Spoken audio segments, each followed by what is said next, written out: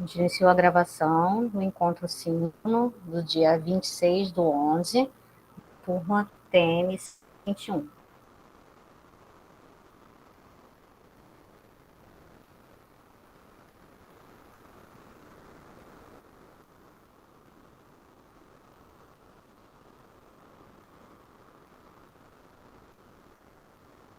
Estou acertando o formulário, tá? Só botando a permissão no formulário, tá faltando.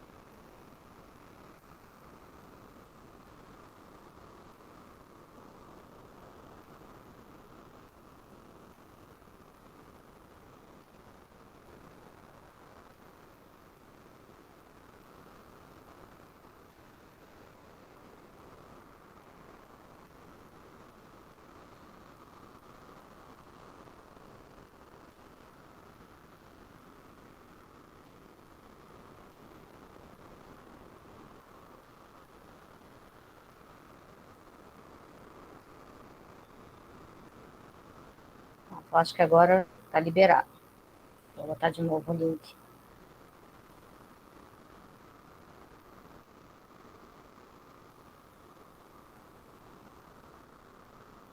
Vê se foi, gente. Tenta abrir aí, por favor.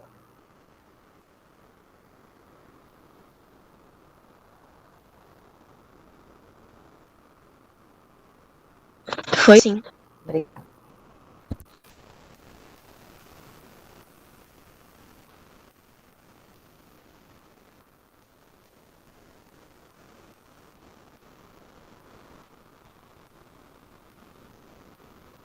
Vou começar a apresentar rapidinho um pouco do... É um outro material, depois eu mando para vocês, sobre discurso e texto. Eu vou apresentar rapidinho. É a mesma matéria que vocês viram no vídeo, tá? Que eu enviei. Só que quem não viu o vídeo, eu vou dar um apanhado rápido.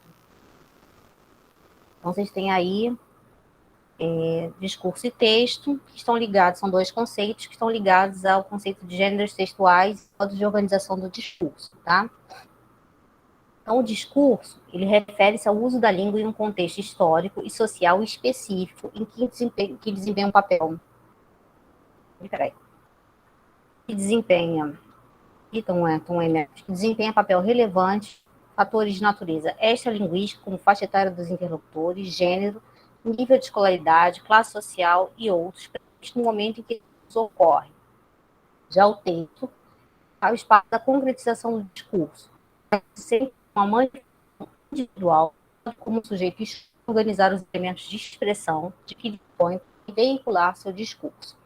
Então, o discurso ele está no plano da intenção. Eu costumo dar um exemplo de que se você está ventando muito, você fala, está ventando muito, e alguém está perto da janela, provavelmente o seu discurso quer que aquela pessoa que está próxima à janela levante-se, né, ou se já está em pé, simplesmente se dirija à janela e feche essa janela. Né? É a mesma coisa quando você fala assim, a porta vai bater. O texto é só a porta vai bater, uma constatação do que vai ocorrer. Mas você, quando fala isso, por exemplo, numa sala de aula, você espera que algum aluno se levante e coloque alguma coisa para que evite o barulho da porta quando ela bata. Então, essa intenção por trás e que, de alguma forma, é compartilhada por aquele que produz o texto. O texto é só a porta vai bater, é aquilo que é concretizado materialmente. Já o discurso, ele é compartilhado, é a intenção mostrada e a intenção percebida por aqueles que recebem o texto. Tá? Então, o discurso, ele tem os modos de organização do discurso. E o texto, ele apresenta gêneros textuais. O que seria isso? O texto, ele é uma entidade concreta, realizada materialmente, corporificada em algum gênero textual. Um gênero textual, ele é um modelo de texto, a gente já vai ver isso.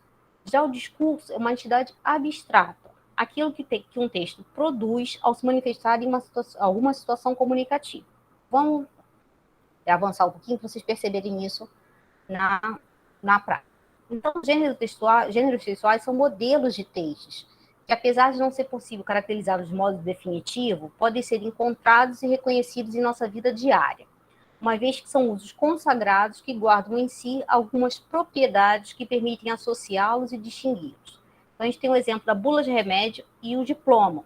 Então, você não precisa nem ler muito, por exemplo, que eu estou mostrando agora, só o modelo já faz com que a gente perceba que se trata de uma bula de remédio. Agora, da mesma forma, se a gente tem um diploma, certo? Só de olhar, a gente já sabe que esse modelinho, ele é uma bula e é um diploma.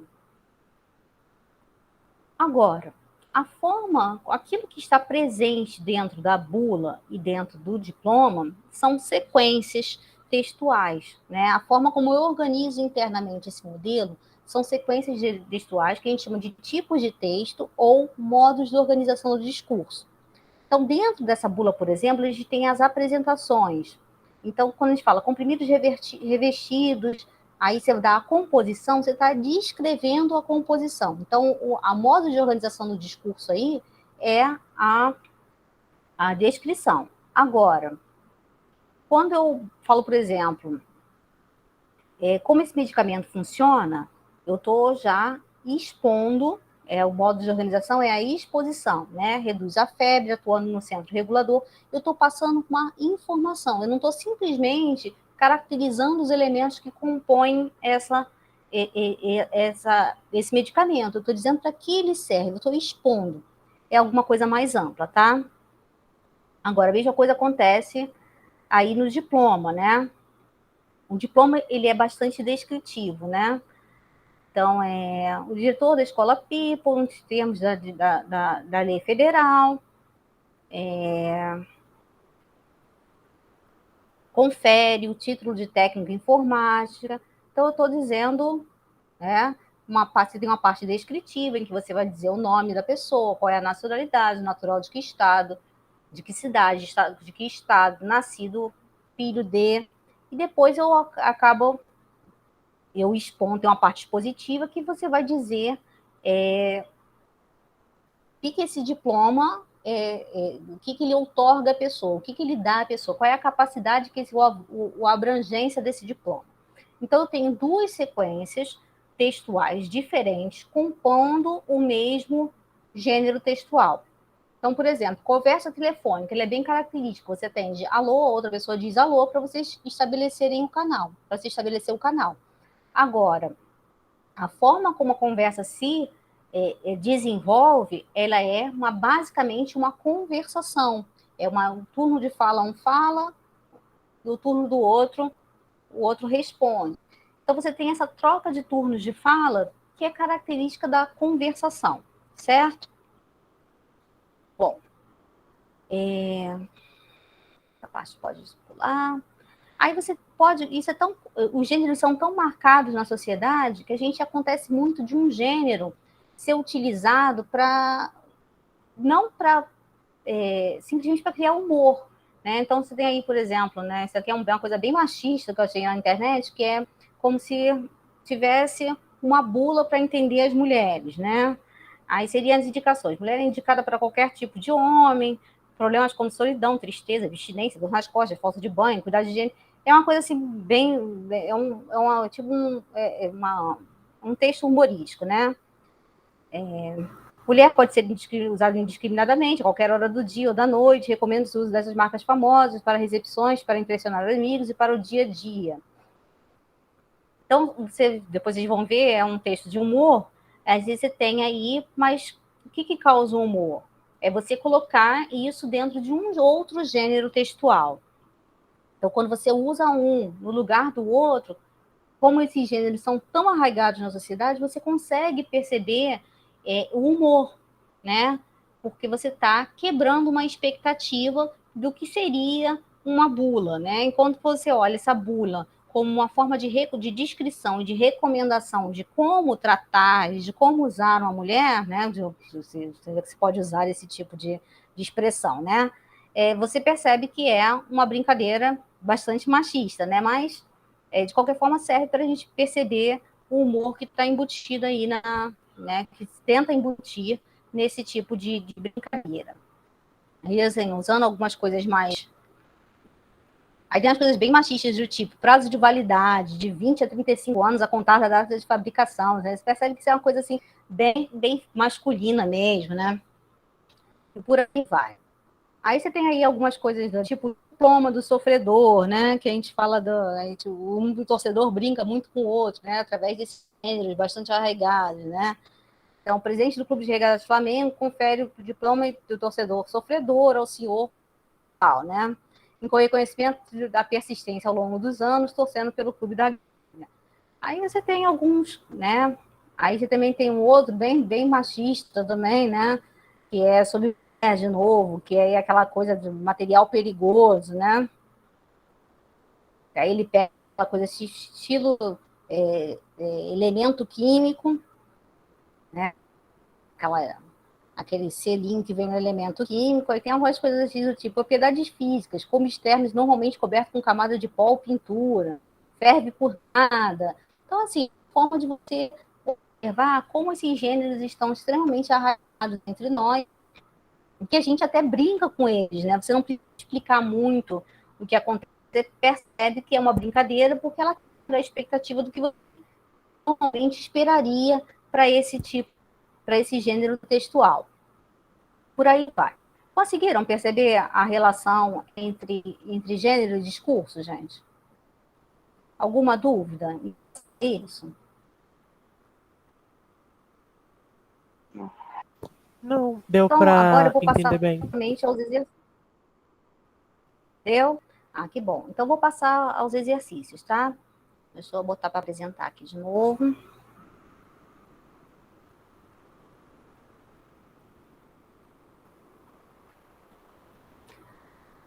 Então, no exercício, vocês tinham alguns textos curtinhos, né? O diálogo final, né? Que é uma conversa. O homem começa perguntando, tudo que você tem a me dizer? Ela responde, você disse tão pouco. Ela responde, o que tinha para dizer. Aí ele fala, sempre se pode dizer mais coisa. Pergunta, que coisa? Ele responde, sei lá, alguma coisa. Aí ela pergunta, você queria que eu repetisse? Ele deu outra coisa. Aí ela pergunta, que outra coisa? Aí ele diz, não sei, você deveria saber. Aí ela pergunta, por que eu deveria saber o que você não sabe? Porque a pessoa sabe mais alguma coisa que o outro não sabe. Eu só sei o que não sei, o que sei. Então, não vai me dizer mais nada? Mais nada. Aí o homem, se você quisesse, aí ela pergunta, se quisesse o quê? Dizer o que tem para me dizer o que não sabe, o que eu queria ouvir dizer. Amor é o que mais é importante, o que a gente não sabe. Aí a mulher fala, mas tudo acabou entre nós. Aí ele responde, por isso, o mais importante de tudo, acabou. Você não me diz mais nada sobre acabou? Seria uma forma de continuarmos. Então, nesse texto, você nota um diálogo entre o casal, cheias evasivas, mas que consegue perceber uma intenção do homem de continuar, e da mulher de interromper a relação. O texto 2 é um verbete de dicionário, né? Amor, afeição aceitável de uma pessoa por outra, objeto de afeição, pessoa amada, zelo e cuidado. Né? Então, são alguns significados para a palavra amor. No texto 3, a gente já tem aí uma espécie de uma receita, né? Só que não é uma receita de é uma receita de um alimento chamado amor aos pedaços. Aí tem ingredientes: 250 gramas de manteiga, 250 gramas de açúcar, 4 gemas, 250 gramas de farinha de trigo, uma xícara de leite, uma colher de sopa de fermento em pó, raspas de limão. Modos de preparo: na batedeira, coloque a manteiga junto com o açúcar, adicione as gemas e acrescente alternadamente a farinha de trigo. Desculpa, gente. Professora, não sei se só para mim, mas a tela tá no texto 1 ainda. Oi? Agora mudou. A tela ainda está no texto 1? Mudou? Não, agora Desculpa. mudou rápido. Desculpa, é que meu computador às vezes trava aqui. Não sei se eu que travo ele ou ele que trava mesmo.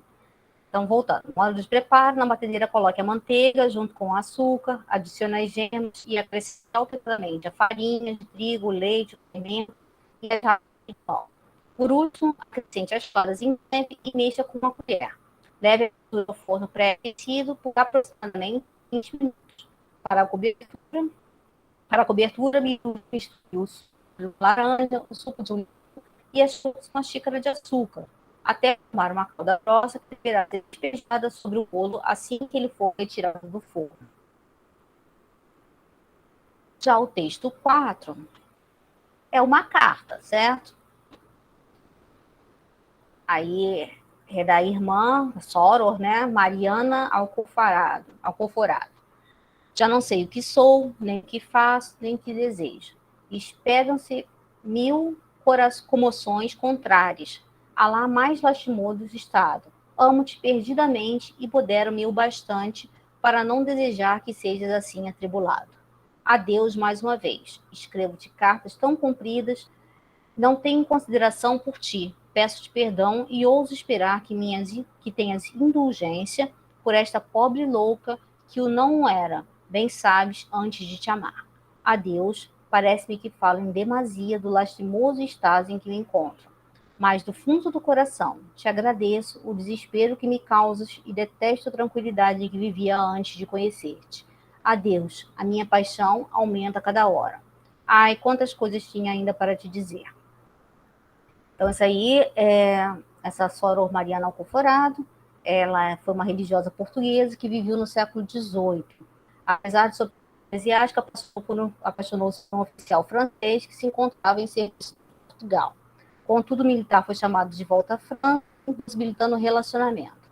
Ainda chegaram a trocar algumas cartas de amor, das quais o texto ao lado é um fragmento, não ao lado não, é o texto acima, tá, gente? Deixa eu ajeitar aqui. A gente tira às vezes do livro, aí é um fragmento, mas o relacionamento amoroso não prosperou.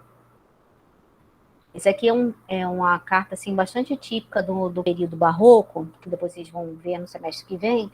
Então, essa coisa assim muito exagerada, né, do amor como enlouquecimento, do amor como alguma paixão extremamente arrebatadora, em que as pessoas sofrem muito, mas elas gostam desse sofrimento. Ele é bastante típico dessa época literária. O texto 5 é uma propaganda do Chocolate Talento. Peraí, gente, deixa eu ver se alguém entrou. Entrada aqui.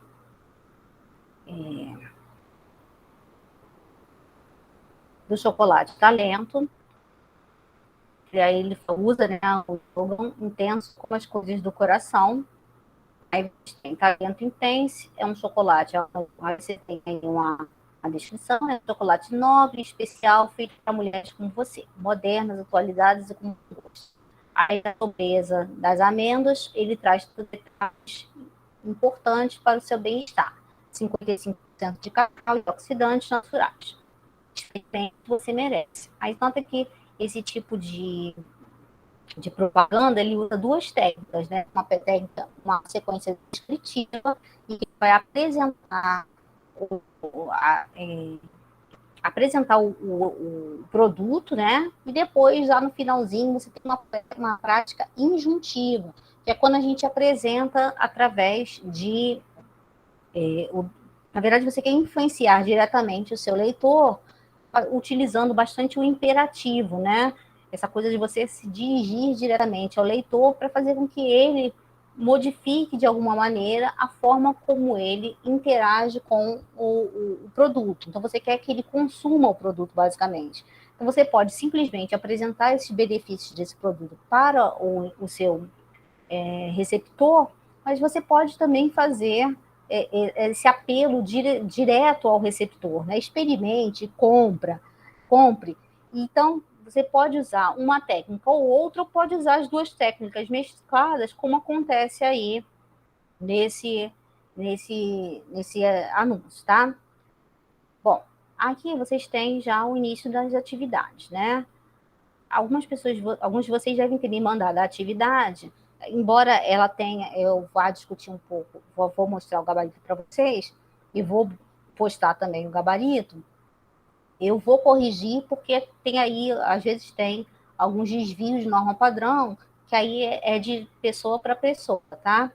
E eu estou, inclusive, nesse link, que não sei se todos receberam, vou botar de novo, porque eu acho que chegou gente depois, o link da presença.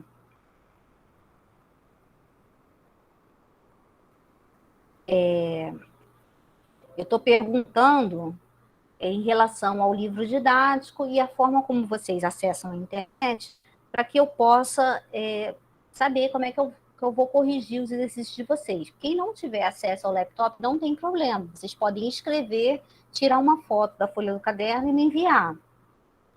Quem puder digitar também fica bom, tá? Mas se vocês tiverem mais facilidade em escrever e tirar uma foto, não tem nenhum problema. Eu corrijo assim mesmo e mando alguns problemas de escrita, de norma padrão, que é bastante importante que a gente comece, retome já essa prática de fazer uma correção mais apurada agora, porque quando vocês voltarem para o presencial, isso vai ser bastante cobrado de vocês. Como vocês já há quase 2 anos sem ter muito contato com a escrita, é importante que vocês comecem o processo de voltar a escrever, se preocupar com a forma, com a norma padrão, que isso vai ser bastante cobrado de vocês. Eu sei que não é tão fácil, a gente desliga durante muito tempo e voltar a ligar a atenção nesse tipo de coisa, tá? Então, os textos são bastante diferentes entre si, pois foram produzidos em situações diversas com finalidades específicas. Apesar disso, todos eles têm algo em comum. Qual é a semelhança entre eles? Então, uma resposta bastante direta seria todos falam de algum modo sobre o amor, né? Ainda que o texto da receita seja só o amor, seja só o nome que se dá ao produto que está se fazendo, esse fato de ser, né, chamar amor em pedaços, tem uma conotação de que você está fazendo aquilo com carinho, que aquilo é uma representação do carinho, ou você faz com carinho, ou você deseja demonstrar o carinho por alguém quando você faz esse produto. Desculpa, gente, é que eu fico trocando de tela às vezes, aí sempre faz esse barulho estranho. 2. O texto diálogo final apresenta frases curtas, linguagem truncada, e esse traço formal pode estar relacionado com o conteúdo do texto. Que situação vivida pelo casal o texto aborda? Então, o texto aborda a separação de um casal, né? Então, essas frases truncadas, essa linguagem truncada que a gente fala, né? Quando não se elabora demais a linguagem, ela é típica de quando você tem um desentendimento entre os interlocutores, porque acaba que um não entende o outro, justamente porque um não está com vontade de explicar para o outro o que está acontecendo, ou o outro não entende, acaba não elaborando muito. Você tem as duas situações, né? Do não entendimento e do não desejo, talvez, de desenvolver uma argumentação maior. Notem que, se vocês voltarem ao texto, vocês vão perceber que o homem, como quer manter o diálogo, quer manter o canal aberto, ele até elabora um pouco mais a fala do que a mulher, que quer cortar a relação. Então, ela não quer nem se explicar, ela não quer buscar um entendimento mais. Então, ela simplesmente quer encerrar a conversa, enquanto ele ainda elabora um pouco mais para tentar fazer com que aquela situação perdure. Que relação pode haver entre essa situação e o modo como as pessoas travam o diálogo? A relação possivelmente está na dificuldade de expressão, que pode ter contribuído para a separação do casal. A gente pode fazer esse link também, né? A falta de diálogo, desenvolvimento de cada um desenvolver aquilo que pensa, mostrar para o outro o que pensa, pode também ter uma relação com a separação do casal. Aí, gente, é só para a gente pensar essa coisa da dificuldade, de como a gente elabora. Vocês já repararam que a gente tem até umas coisas bem comuns, né? Quando a gente está numa conversa telefônica, se um está muito interessado em continuar a conversa com o outro, você desenvolve a conversa, você tenta mostrar uma opinião. Agora, se você está doido que o outro desligue o telefone, você fala só, o outro está contando uma história, você fala assim, é complicado, né? é aquela o complicado, né? Vamos encerrar a conversa, né? Você não quer nem elaborar muito, você não fica nem perguntando muito sobre a situação, porque na verdade muitas vezes você quer simplesmente cortar a conversa, que nem aquele aquele tá bom, né? Você não pergunta, quanto menos você fala, menos você desenvolve uma interlocução. O que supostamente o homem gostaria que a mulher dissesse? Então, desculpa que está errada. Possivelmente, ele ainda deseja continuar a relação. Ah, não, desculpa, é o que ele gostaria que ela falasse, né?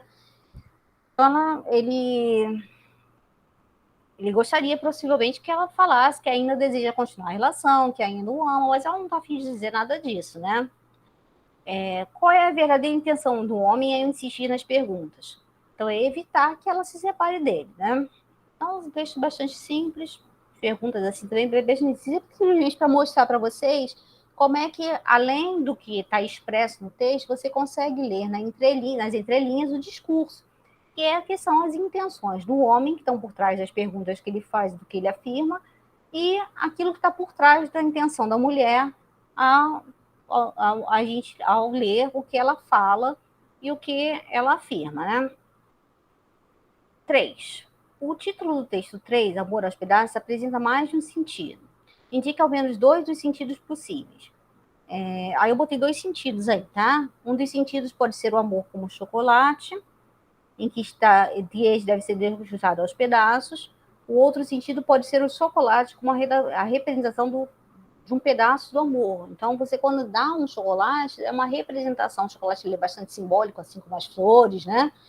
De que você gosta da outra pessoa. Então, esse chocolate, ele representa alguma coisa. Então, você tem na sociedade alguns elementos que são bem representativos, né? Então, tem até um livro de marketing que fala que 2 elementos que são os mais representativos da sociedade são a figura do pombo, né? Que representa a paz, embora a gente hoje já saiba uma ave assim um pouco que traz doença, um pouco suja, né? Mas tem assim por trás aquele símbolo da paz e o coração, né? Que as pessoas relacionam com sentimentos, né? Que se a gente for pensar é simplesmente mais um órgão do corpo, se a gente for ser bem pragmático, né?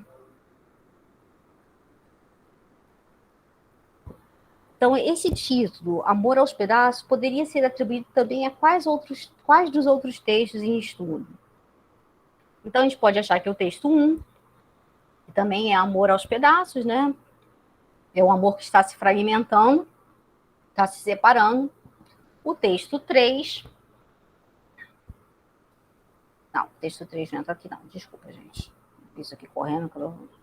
Texto 1 e texto 4. Né? O texto 4, só para a gente voltar aqui, ele já é também um amor despedaçado, é um amor desfeito, que é o da carta da Soror Mariana Alcoforado. Bom,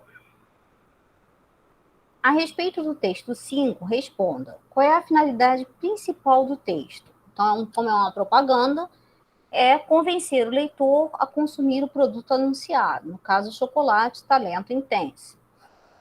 Que tipo de interlocutor o texto pretende atingir principalmente? Ele no texto, a gente voltando aqui no texto, ele fala assim, é um chocolate nobre e especial, feito para mulheres como você, modernas, atualizadas e com bom gosto. A gente precisa entender também uma outra coisa que é uma premissa básica de quando a gente começa a estudar texto, é que nem todo leitor de um texto, ele é receptor daquele texto, tá? Então, você tem propagandas que são feitas para mulheres, propagandas que são feitas para homens, tem propagandas que são feitas para crianças, adolescentes, para cachorros. Então, você tem público, que são os públicos-alvos dessa propaganda. Então, embora todo mundo possa receber essa propaganda, você tem um público-alvo que são as mulheres, né? Então, isso caracteriza mulheres modernas, atualizadas e com bom gosto, tá? Então, é a mesma coisa quando a gente lê o signo no jornal, por exemplo, na internet, você tem vários signos ali. mas você só é receptor para aquele texto do seu signo, né? Para quem acredita em signo, né? Quem não acredita em signo é receptor de nenhum dos textos que aparece no jornal. Porque simplesmente ignora aquilo, né? Então, a gente também tem que ter noção de que quando a gente produz texto, a gente tem um receptor específico e de quando a gente consome um texto, a gente pode não ser o receptor daquele texto, tá, gente? Então, fiquem atentos em relação a isso.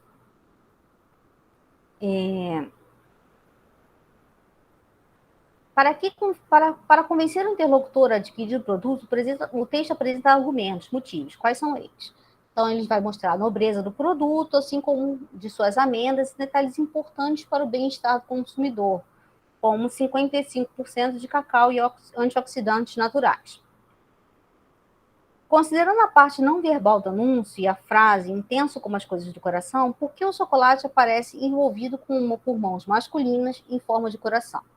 Então, ele tá, na verdade, a parte não verbal sugere que o chocolate ele pode aparecer como presente e seria uma forma de demonstrar a intensidade do amor, tá? 5. Apesar de todos os textos abordarem o tema amoroso, eles constituem gêneros diferentes, pois apresentam várias características específicas, como estrutura, linguagem, finalidade, tipo de situação, de produção, suporte, etc. O que a gente chama de suporte, gente? É aquilo onde o texto aparece. Então, quando a gente fala de uma conversa telefônica, ela tem como suporte o telefone. Quando a gente fala de um e-mail, ele tem como suporte o computador ou o telefone.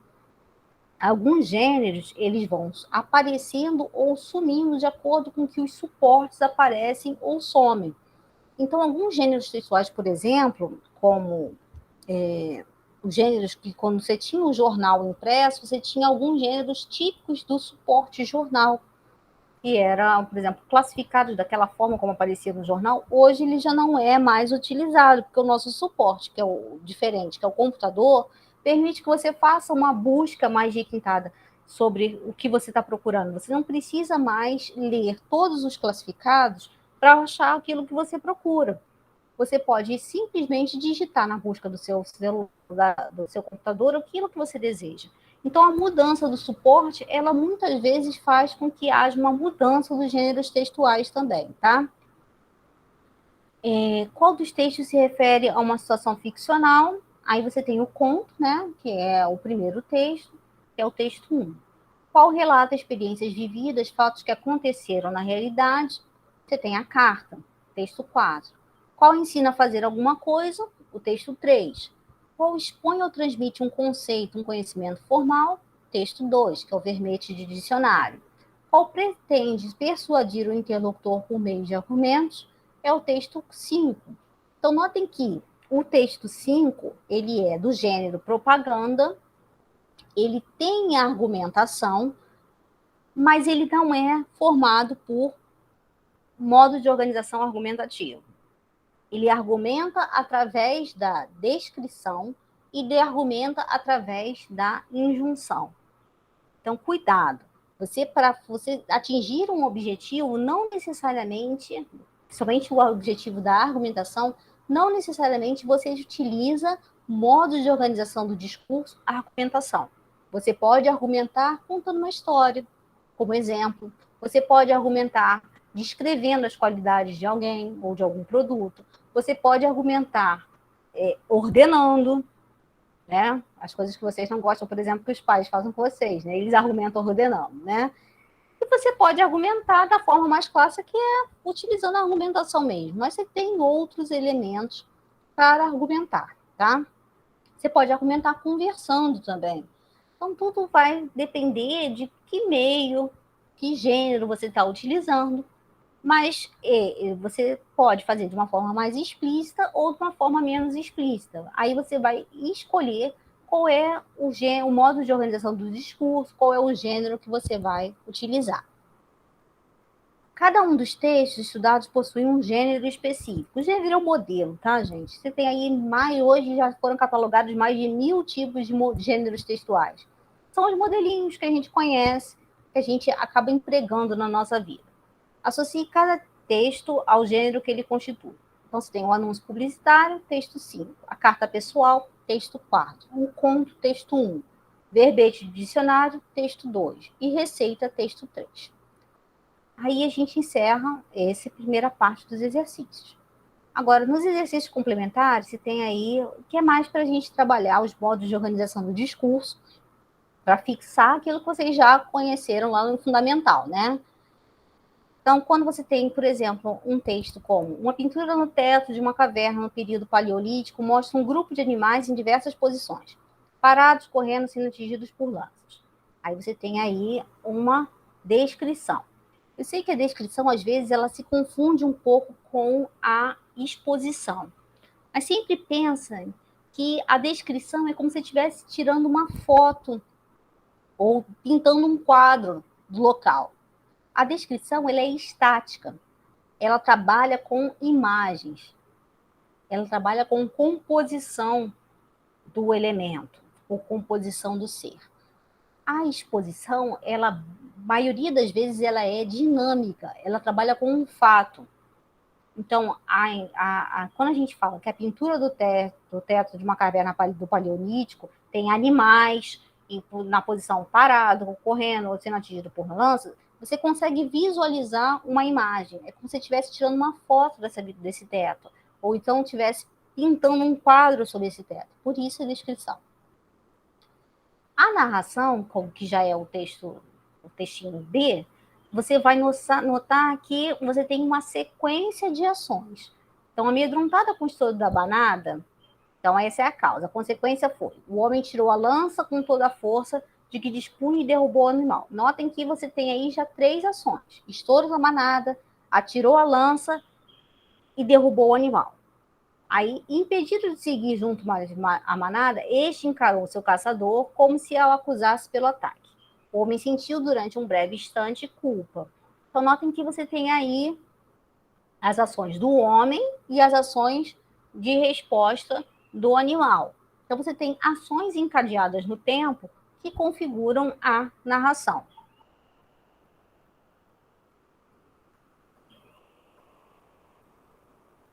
Aí você tem na C, no período paleolítico, o homem era essencialmente caçador e coletor. Vivia de maneira nômade, garantindo sua existência a partir do que encontrasse para o alimento e abrigo.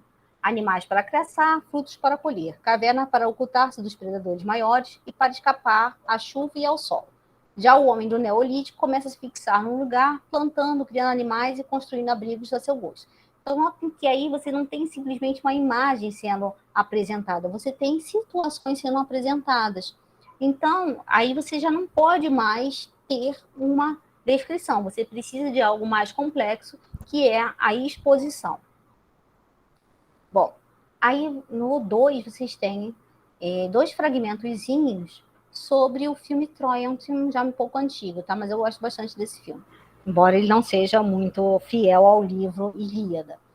Em 1993, a.C., Paris é um príncipe que provoca uma guerra da abscência contra Troia ao afastar Helena do seu marido Menelaus. Tem início, então, uma sangrenta batalha que dura por mais de uma década. A esperança do Príamo, rei de Troia, em vencer a guerra está na mão de Aquiles, o maior herói da Grécia, e seu filho Héctor. Então, você tem aí uma sequência de fatos que vão configurar a narração. Agora, se vocês olharem um pouquinho mais para dentro desse fragmento, você também tem uma descrição implícita, porque você está associando personagens aos atores. Então, essa associação ela é uma descrição implícita, tá? Então, mas o que predomina é a narração. No fragmento 2, você tem aí uma argumentação, né? Quando ele fala, sinceramente, tinha tudo para ser um bom filme, mas um péssimo negócio foi a inversão. Deixa eu botar a acento aqui que está faltando. Foi a inversão de bonzinho para vilão. No começo do filme, Troia era o vilão invadindo as terras gregas, porém no final do filme representava o bem.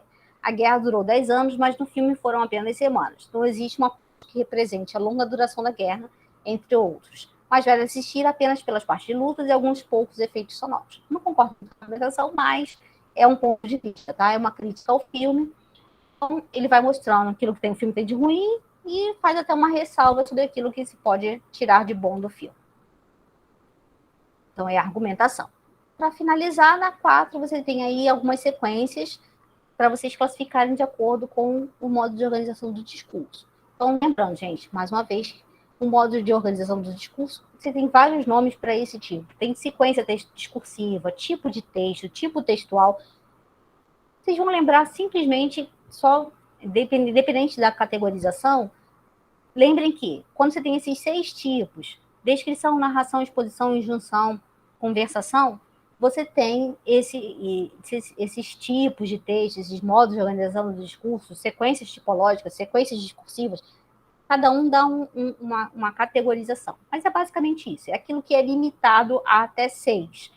Agora, quando vocês têm modelos, aí vocês têm gêneros textuais, tá? Só façam essa distinção entre aquilo que é abstrato e está dentro de um modelo, que é o modo de organização do discurso, tipo de texto, ou aquilo que é o modelo em si, certo?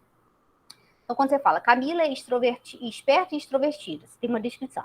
Quando estudava na pré-escola, no ano passado, sempre terminava suas atividades mais cedo e corria para os colegas. Então, nota que é uma marcação de tempo passado e uma sequência de ações. Então, terminava as atividades e corria para os colegas. Então, aí você tem uma narração. Lápis vem do latim, lápis, pedra. A notícia do seu uso desde o século XVI na Itália. Então, que não é uma exposição dos elementos que compõem o lápis, e sim uma apresentação de um fato histórico. Então, aí você tem uma exposição. Para ser bem fácil, faça só o que você gosta, só o que você gosta, e você tem aí uma injunção. Quando vocês acharem um verbo no imperativo, não tem muito essa interação muito aparente, né? O verbo no imperativo, você se dirigir à segunda pessoa, você, tu, vocês têm aí uma injunção. E a D, cuidado com o estresse, aí fica subentendido, tenha cuidado com o estresse, injunção, permita-se parar, novamente injunção. Essa é a regra básica, né? A regra seria a mesma coisa que a gente falar. A regra básica é ter cuidado com o estresse e permitir-se parar. Aí, então, você tem aí a exposição. Nesse período, você não tem nenhuma obrigação. Se não há vontade de fazer, não faça. Novamente, essa relação, esse diálogo direto com o interlocutor, o que leva a uma injunção. Bom, gente, é basicamente isso. Eu vou postar os dois arquivos para vocês darem uma olhadinha lá no Classroom, e vou postar a aula de hoje também.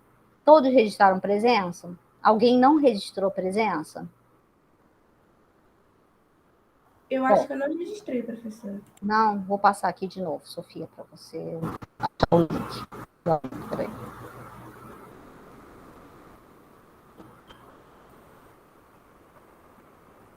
Vou postar o gabarito também, tá? Vou postar esse arquivo que eu postei para vocês, que vem com o exercício com o gabarito depois. Vou postar o gabarito, vou postar aquele arquivo que tem alguns